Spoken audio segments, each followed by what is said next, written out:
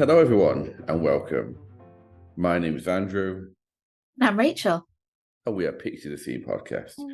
We are a true crime podcast aiming to put you, the listener, at the scene of the crime. Now, I think actually we just very cutely got interrupted there. So I thought it's probably a good way just to give a warning to everyone that I am in a little bit of an echoey room today, so I apologize for that. And also, Rachel has the most adorable Marnie with her this morning. For those that didn't see our social media post, Marnie is Rachel's new addition to her family. Is that not right, Rachel?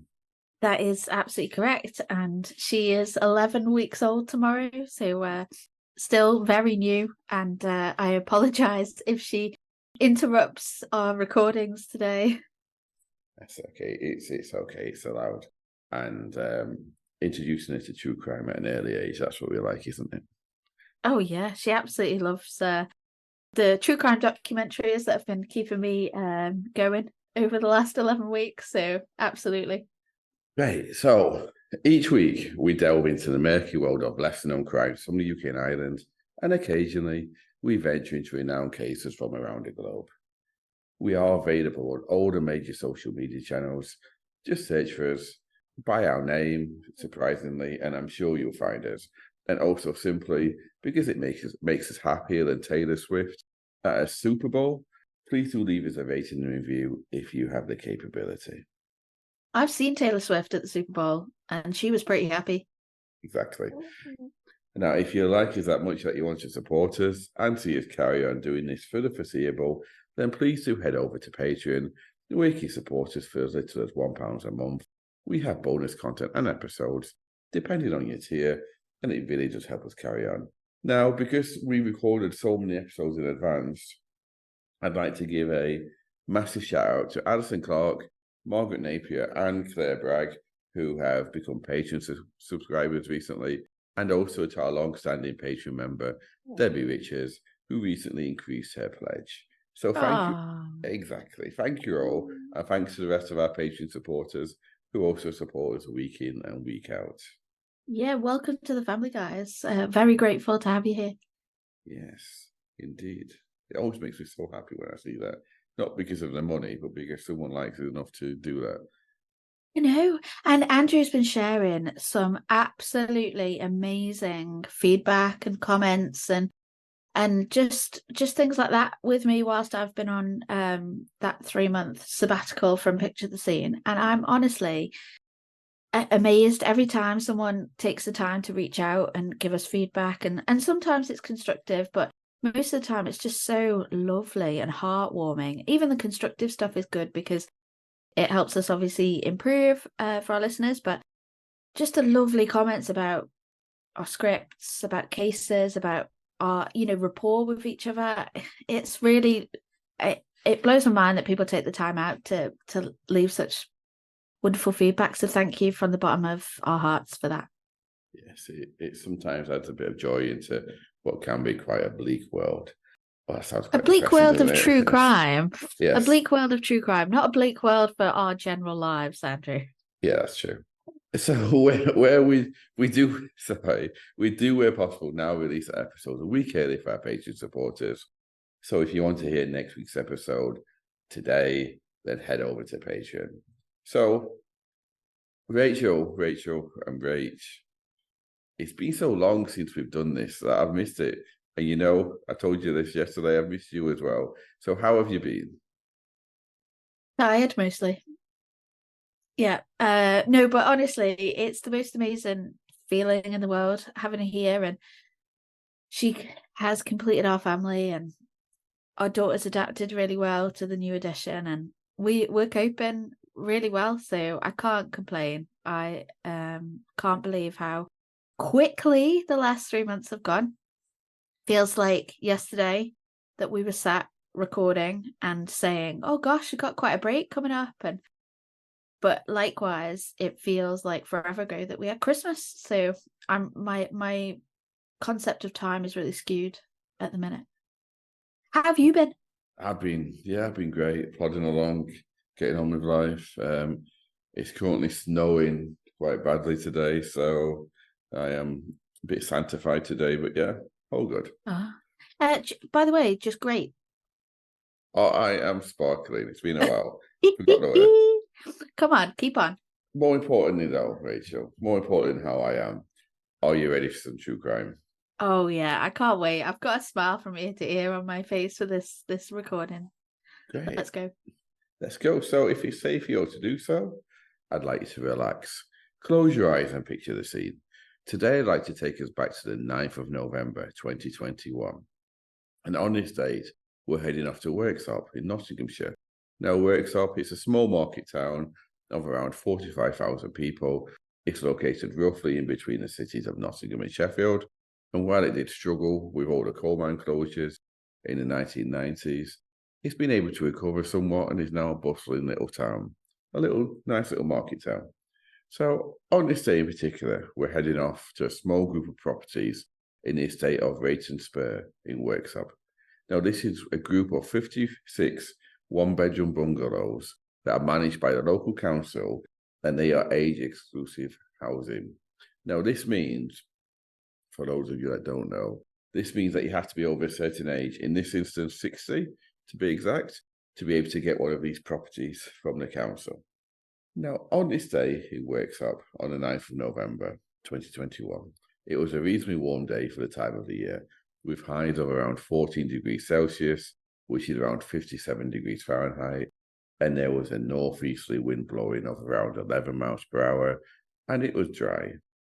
Now, for November's day, that's not too bad a bit of weather there. No, especially at the minute, like it's March and it's snowing where you are. Exactly.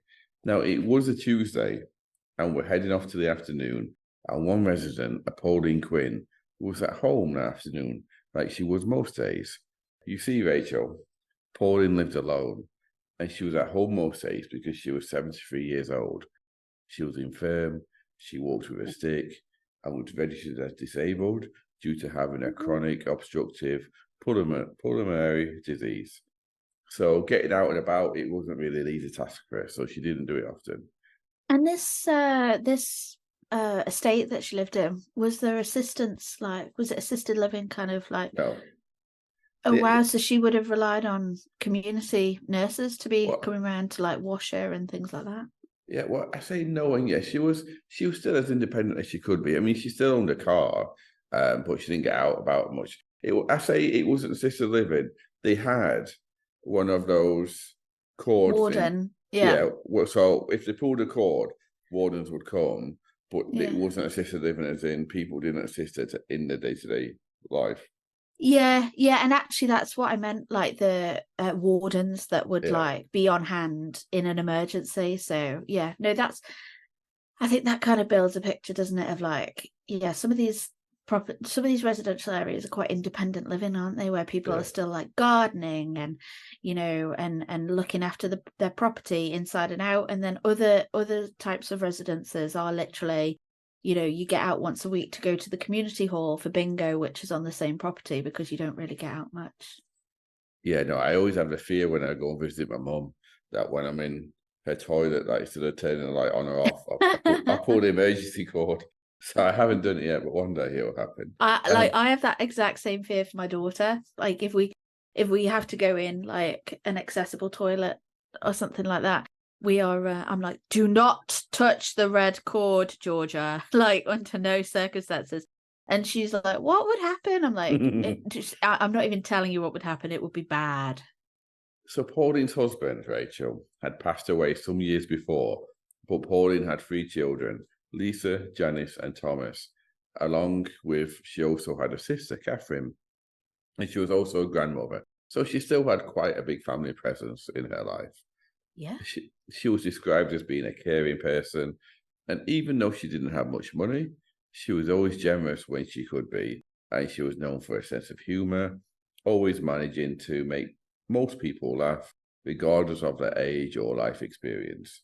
Now, she was known for being the type of person that would do anything for anyone. So it was 4 p.m. when Pauline heard a knocking on her back door. Now, this was unusual, Rachel, because people didn't knock on her back door usually, as it was closed off with a fence all around her back garden. So she got up to answer the door to see who it was. When she answered the door, she could see that it was her next door neighbour, Lawrence Brierton, who was 61 years old.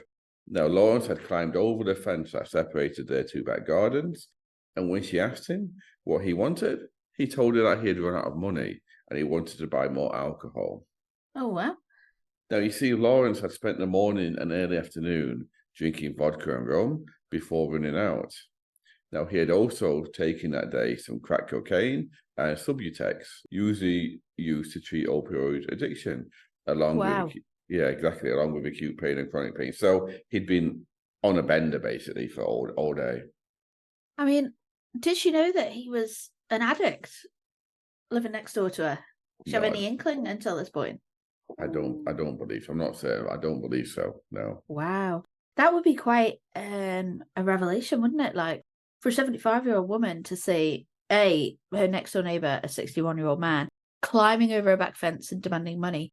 But in a residential like community like this, you'd presume you were quite safe with your neighbours, wouldn't you? Yeah, you would. Yeah, it was quite a quiet neighbourhood. It wasn't like a rough place or anything like that. No, yeah. Okay. Now, we're not sure why. I'm guessing due to the state he was in and there are random requests. Anyway, but Pauline said no to Lawrence. She would not give him any money. Why would you though? If your next door neighbour came banging on your door and he'd scaled your fence, I think my initial reaction would be go away. Yeah, and he said he wanted it for alcohol as well. Yeah. So when she said no, though, he got angry, Rachel, and he pushed her to the ground. When she got up and fled him in fear, she went back inside of her bungalow to get away from him, and he followed her. Now, in a desperate attempt for help, Pauline managed to get to her living room and pull that alarm cord that we just spoke about earlier, that these bungalows had in various rooms, so that residents could get help if needed, and she most definitely needed help right now. Now, when these calls are pulled, I didn't know this, but not only should it summon a suitable person, a warden usually, to attend the property to give the elderly or vulnerable resident help, did you know that they automatically start recording audio too? No, I did not know that. Yeah, so they do. So what happened next was fully captured in an audio recording. That's why we know what happened. Is that, sorry to ask all the questions, but is that across all red cords in the UK, like even in toilet? No, not toilet. It's residential ones. Oh, okay. Wow. Gosh, that's clever, isn't it? Yeah. I'm guessing if you have an opportunity to say I've fallen, and like if you know it's recording, you could be like, I've fallen just in case I lose consciousness. This is how many stairs I fell down or whatever. Yeah. So definitely. So Lawrence proceeded to pick up a wooden coffee table that Pauline had in her living room after he had pushed it to the floor, and he proceeded to bludgeon Pauline to death with it. Oh my God, a coffee table. Yes. So, jeez, what a brutal attack. Yeah, and it was all caught on audio. So defensive wounds on her arms indicate that at first Pauline did try her best to protect her head. She fought for her life, actually, but in all reality, she stood no chance against a stronger, manic, and let's be brutally honest, evil person that was in front of her, and he was determined to kill her. Yeah, absolutely. That sounds pretty accurate to me. What can I just ask one more question before we move on? Of course. In terms of the recording, wherever that pings to, say the warden's office, does that then become, can they just hear that from the minute the cord's pulled, or do they have to go back and listen to the recording? Is it live? I don't think it's live. I'm not entirely certain, to be honest. I don't think it's live, but I'm not entirely certain. Just on the basis, let's pretend it was live. How horrifying would that be? Yeah. That, ding, ding, ding. Oh, there's an issue with flat 73. Let's go. And then you hear this screaming and this, no, please stop. And that would just be really harrowing, wouldn't it? It would be, yeah. And it would be, yeah. I'll get onto that chord later, actually. So all we know, Pauline suffered 29 different injuries, made with 14 blows, 10 of those to her head. Her injuries included a fracture of her skull and brain damage. So police would later describe in court that blood was splattered over quite a large area, which indicates that the blows that rained down on Pauline would have been made with extreme force.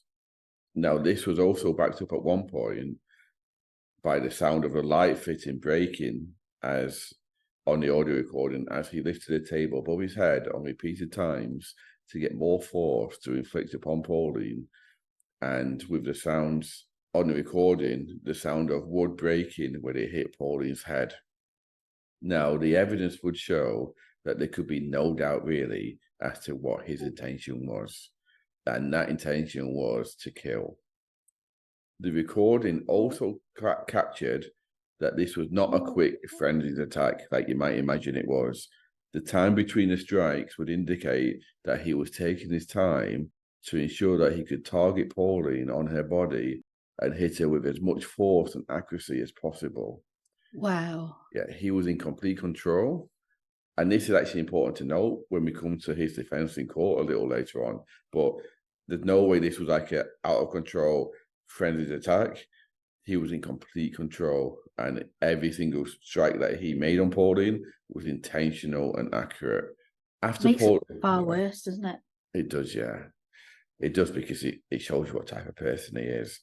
Now, yeah, and do you know what? Sorry, do you know what? If he had the money that morning, he may still well have killed her. Like, I'm just thinking out loud here, but say, for instance, she gave him 50 quid. He may well have thought, an opportunistic moment, she's got 50 quid on her. How much more has she got? Yeah. You know, I wonder whether there was a right or wrong answer to give him at that moment, whether he'd have still seen red with... Well, I don't mean to jump ahead, but he never actually ended up stealing any money. Oh, wow. Okay. Yeah. I'll let you carry on. No, he just kept... I just realised I didn't put that in the story, but yeah, he never actually stole any money, so... So it's all completely for nothing? Well, at this point, it was all completely about the murder, but yes. So after Pauline was dead, I've just lied to you. After Pauline died? Yeah, so I just lied to you. I just lied to you anyway, because I said he didn't steal anything, and he did steal something. After Pauline died, he would take her car keys, so he stole her car, and CCTV would catch him calmly driving away in her car.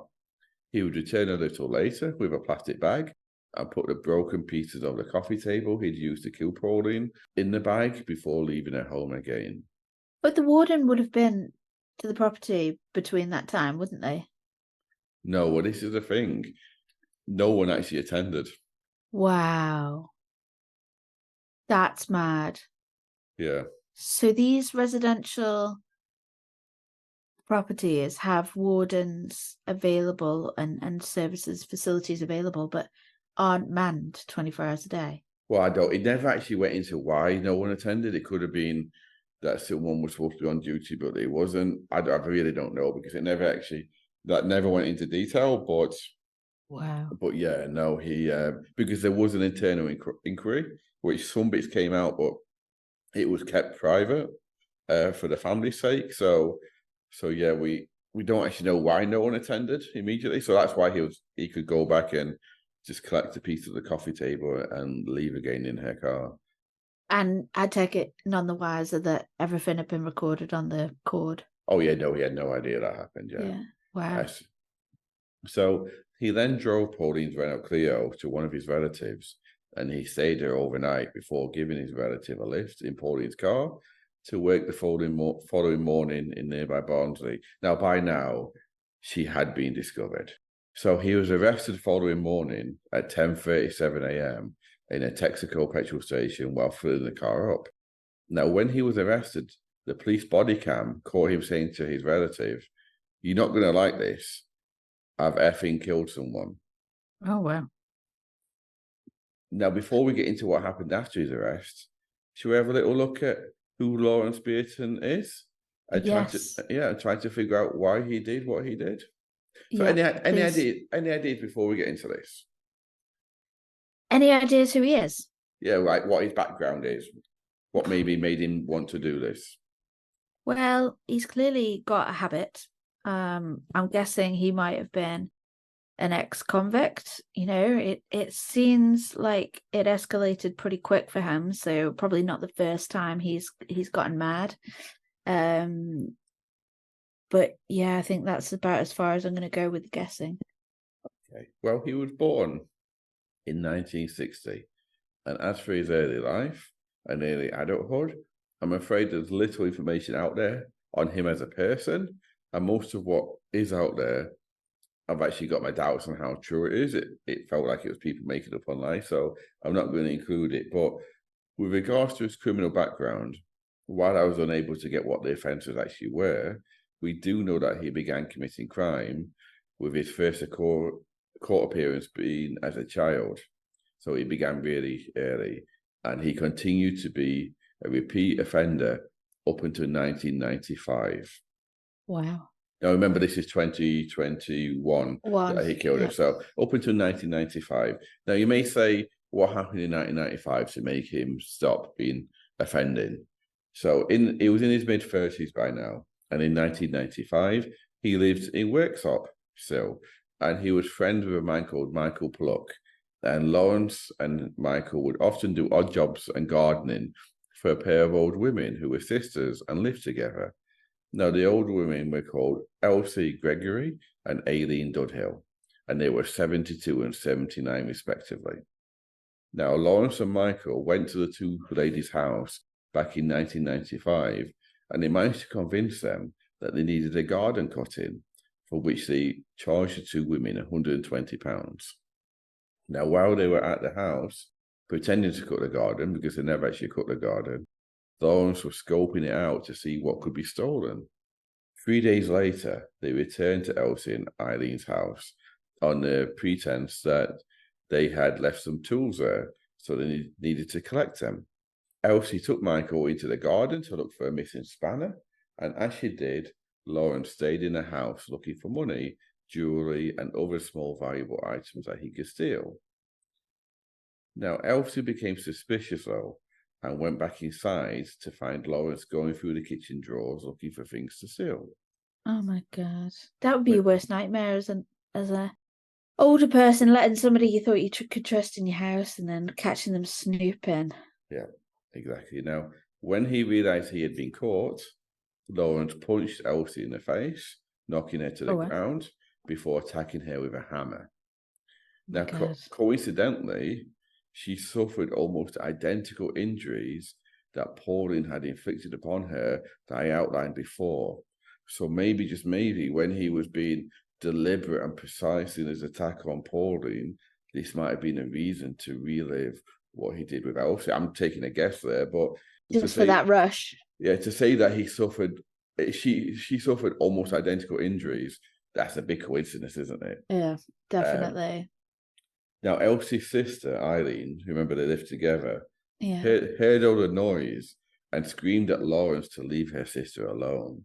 Upon hearing her screaming, he grabbed a kitchen knife and he stabbed her to death before turning around to his friend, Michael, to say, "I've killed the old bitch." Oh, my God. Exactly. Now, when he realised that Elsie was in fact still alive, he grabbed a cushion and he placed it over her face and smothered her to death. Wow. The pair then stole more things from the two sisters' home before setting it on fire to cover their tracks. So when he was arrested for those two murders, the police actually discovered Elsie's false teeth in what was left of a bonfire in Lawrence's garden. So he never actually explained why he took her false teeth with him. Both, it could have been as a trophy, who knows. But both Lawrence and Michael would be arrested, and despite pleading not guilty and giving a false alibi, they were both found guilty of the double murder. Both would be sentenced to life in prison, and I was unable to get the minimum terms, but Michael Pluck would appeal a few times against his conviction, but he was never successful, and he would die in prison in 2012. Oh, wow. Now, Lawrence, after serving 21 years in prison, would be released on a lifelong license in 2017. He had very strict conditions, which included not drinking or taking drugs, but less than a year after his release, he was recalled to prison for taking both drink and drugs. So now let's fast forward to May of 2020, and he was again released by the parole board, initially moving into a bail hostel until he was placed in a bungalow next to Pauline in November of 2020. So after his arrest, he would be interviewed several times. The first 3 times, he would no comment or deny guilt. It wasn't until the 4th interview after he was arrested that he admitted killing Pauline with the excuse that he was an alcoholic and he was unable to control himself, so he was not responsible for his actions. That's so bad. Yeah, so when it went to court, so by now he's a triple murderer. Yeah. And the fact that, like, quite controversially, he got assisted housing. He basically got a new chance at life. Yeah. And Pauline and no one else in that estate would have had a Scooby that he was a convicted murderer, right? No one knew. It's not fair, is it? It's not, and wait till we hear what else happens here. And sorry, just one more thing. A convicted murderer of elderly, vulnerable women. In their home, yeah. So how on earth isn't there the same kind of protection that there would be for, other vulnerable people in life when somebody's got form like that? Oh yeah, sure, throw him in a residential property on the council next door to a woman that's, mad. I know. Really and upsetting. 8 months before his before he killed Pauline, he had when he'd been released, he had an ankle tag, which it didn't track his movement, but it tracked his alcohol consumption, if he took alcohol or not. And he actually had them take it off 8 months before because he said it was causing his leg to swell. And crazily enough, I was looking into it, and those tags are actually voluntary. So at any point they can choose to put one on, but at any point the person can go, no, I don't want that on anymore, and just get it taken off. But of course. What's the point? Yeah. Yeah, of course. If you think you might fancy a drink and sod the rules that you've been released on, oh, it's making my ankle swell. Okay, so we'll take it off for you because it's voluntary. You're just going to play the system there, aren't you? Yeah. Mad. So when it went to court, he pled not guilty on the grounds of diminished responsibility. Oh. He said that he was out of control due to having withdrawal symptoms from alcohol dependency. Now, the jury wouldn't take long, you'd be happy to hear, to find him guilty of murder, rejecting his diminished responsibility defense completely. Good. So when sentencing, the judge made sure in his remarks to tell him that he considered the fact that the attack on Pauline was not frenzied, that they could tell from the audio recording, because what happened most of the trial was just the audio recording played over and over for either for the defense or the prosecution. Yeah. So the judge said that he could tell from the audio recording that was played that he just wasn't a frenzied attack at all. And also, when CCTV caught him, like after he had left, either driving or walking around, that he was in full control of his driving and also walking around. And he had the calmness to go back for the murder weapon, so he wouldn't have left it to be found. Yeah, and like when he got arrested, he went, "You're not going to like this. I've killed someone." Like that in itself is quite calm and calculated, isn't it? Like, there's no period where he blacked out and he's like, "What are you arresting me for? I don't have a clue what I've done." It's like, he's finally been caught and he's like, "Oh, by the way, I've had somebody off, so they're about to take me to jail." Yeah.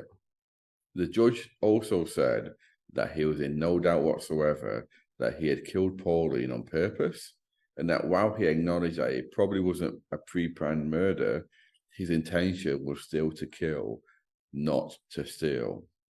The fact that he stole the car afterwards was just something he did once he had killed her, and he hadn't intended to steal anything from her in the first place. Yeah, and that's why I kind of said, if she'd have said yes to the money, would she have still had her life taken from her so cruelly? Because I think the way it escalated, he went there with an intention, and the money was going to be a bonus, I feel. Yeah. I personally feel as well, he was wanting just to get that kill again that he did from years before. Yeah, the way that you said he he was calculated in the sense that he did exactly the same to Pauline. Yeah, what a nasty piece of work. Yeah, definitely. Now, the judge said there were several aggravating features of this murder. Firstly, the fact that Pauline was elderly and disabled. Secondly, that she was murdered in her own home, which was supposed to be a place of safety. Thirdly, the brutal and sustained nature of the attack. Then the fact that he used a weapon, and also the fact that Pauline would have suffered both psychological and physical suffering as she was being attacked. Now, the judge did point out, though, that all these paled insignificance compared to the biggest aggravating factor was the fact that he had already killed twice before, with one of these deaths being almost identical to Pauline's, and the fact that he killed Pauline just 18 months after his second release. The judge commented on the fact that he was placed in a bungalow next to an elderly and vulnerable woman when he'd been killed twice. When he'd killed twice before that exact type of person, as you pointed out. The judge also pointed out that the police did raise concerns about this at the time he was placed in a bungalow, but the probation service ignored those concerns and placed him there anyway. Gosh, you'd have imagined it would have been the other way around. The probation service warning the police or the local council. Yeah. Yeah, wow. So actually, the probation service, after the fact, which is always after the fact and always too late, they accepted it was wrong of what they did, and they should never have placed in the first place. It's too late. Like, lessons will be learned from this. How often do we hear that? Yeah, I know. Oh, stupid. And it's such an obvious, it's not like sometimes they can be a bit abstract and you think, yeah, like you can see how that was missed. But this is just so obvious. He was placed next to this type of victim, yeah. So finally, the judge said that he couldn't see any remorse in Lawrence for the murder, that he showed remorse for how it may impact his family, but not for the actual killing. Now, the only 2 points of mitigation was the fact that he did admit that he killed Pauline and the fact that there was no significant planning for the crime. So after the trial, along with the victim impact statement from Pauline's family, also rightly so pointing out how this man was allowed to live next door to their mum, Marguerite Fretwell, who was 82 now, but she was a niece of the two women that he'd killed back in 1995, she would say this: I could not understand why he had been released in the first place. I also absolutely cannot understand how someone who killed two elderly ladies had then been put near to elderly people who wouldn't be able to fight back. I honestly don't think people like him are the kind of people who change, even after going to prison. The details of what he did to my aunties and the similarities to what he did to Pauline are horrendous. Which I think she sums that up perfectly, doesn't she? Yeah. So it must have been quite emotional for her to stand up in court and say that, like, what, 20 years on? No, 30 years on, from the murders. Like, that to me, that's completely unnecessary for her to have to relive and have to do that. Yeah, in terms of your other question, what do I think? Well, no, I was about to ask, I don't mean to cut you off, I was about to ask what you think the sentence he was given for this murder, given it was his third one in his life. What? Sorry, Andrew, what was the sentence again? Missed that part. I haven't told you, that's what I'm asking you. Oh, okay. Gosh, I thought I'd missed something there. No. I'd hope it was life in prison without the opportunity for parole. Well, Rachel, you would be right. He was given a whole life order, never to be released again. Good, because you can't trust a man, especially because his defense was that he was suffering from withdrawal symptoms of his drug and alcohol addiction. How do you manage that in future in the community? Not when he wasn't supposed to be drinking or taking drugs anyway, and he should have been back in prison for it. Yeah, 100%. So, I think in these cases the parole system is quite trustworthy. If you can't evidence on your third offence, murder or otherwise, you can't evidence that you can stand by it, then you have to be incarcerated. And you know, our view on it is very similar. In terms of prison is not a rehabilitation opportunity in the UK, and it's not used the way it should be.